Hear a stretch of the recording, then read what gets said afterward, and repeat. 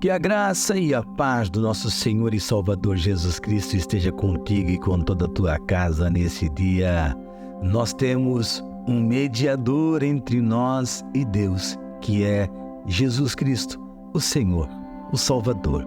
Aquele que com seu sangue precioso vertido naquela cruz, Ele deu a sua vida por nós. Nós não éramos merecedores, mas a sua graça nos alcançou, o seu favor nos alcançou. E hoje temos acesso a Deus através de Jesus, o único mediador entre Deus e os homens. E eu e você podemos nos considerar privilegiados por esse feito, pois somente Jesus, Ele que é o autor da vida, Ele também é o autor e consumador da nossa fé. A Ele devemos toda honra, glória, louvor e adoração. E eu tenho nesse dia uma palavra de Deus ao teu coração, e ela está registrada em Hebreus, capítulo 7, do versículo 15 ao versículo 22, e nos diz assim essa carta poderosa. E muito mais manifesto é ainda se a semelhança de Melquisedeque se levantar outro sacerdote que não foi feito segundo a lei do mandamento carnal, mas segundo a virtude da vida incorruptível. Porque dele assim se testifica: tu és sacerdote eternamente, segundo a ordem de Melquisedeque. Porque o precedente mandamento é abrogado por causa da sua fraqueza e inutilidade, pois a lei nenhuma coisa aperfeiçoou, e desta sorte é introduzida uma melhor esperança, pela qual chegamos a Deus. E visto como não é sem prestar juramento, porque certamente aqueles sem juramento foram feitos sacerdotes, mas este com juramento, por aquele que lhe disse: jurou o Senhor e não se arrependerá, tu és sacerdote eternamente, segundo a ordem de Melquisedeque. De tanto melhor concerto, Jesus foi feito fiador. E nós vamos para a nossa meditação desse dia. No Antigo Testamento, o sacerdote era o ministro das coisas sagradas.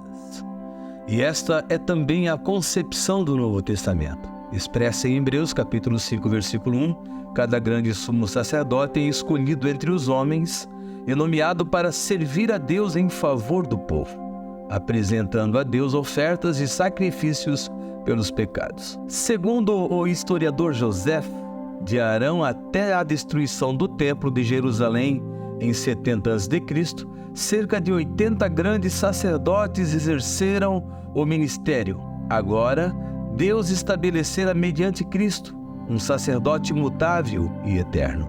Conforme afirmam as Escrituras, você será sacerdote para sempre, na ordem do sacerdócio de Melquisedeque. Hebreus capítulo 7, versículo 17.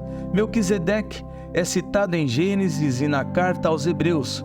O nome de Melquisedeque quer dizer, primeiramente, Rei da Justiça. E porque ele é rei de Salém, o seu nome também quer dizer Rei da Paz, conforme está em Hebreus capítulo 7 e versículo 2. O sacerdócio geral e o sacerdócio de Melquisedeque foram importantes na intermediação entre Deus e o seu povo, mas, além de serem transitórios, também não foram capazes de restabelecer o elo perdido entre o Criador e a sua criatura. Fazia-se necessário um sacerdócio imutável, imperecível, intransferível, superior a todos os demais, um sacerdócio perpétuo. E Deus pôs Cristo nesse sacerdócio, e ninguém mais pode introduzir-se nesse sacerdócio. Jesus é o nosso único grande sacerdote. Ele é o único mediador entre os céus e a terra. Ofereceu-se a si mesmo uma só vez pelos nossos pecados. Se Israel tinha um sacerdócio humano, os cristãos têm um sacerdote eterno, porque Jesus vive para sempre e seu sacerdócio não passa para ninguém. E por isso, ele pode hoje e sempre salvar as pessoas que vão a Deus por meio dele, conforme está em Hebreus capítulo 7, do verso 24 ao verso 25, e nós vamos ter um tempo de oração nesse momento.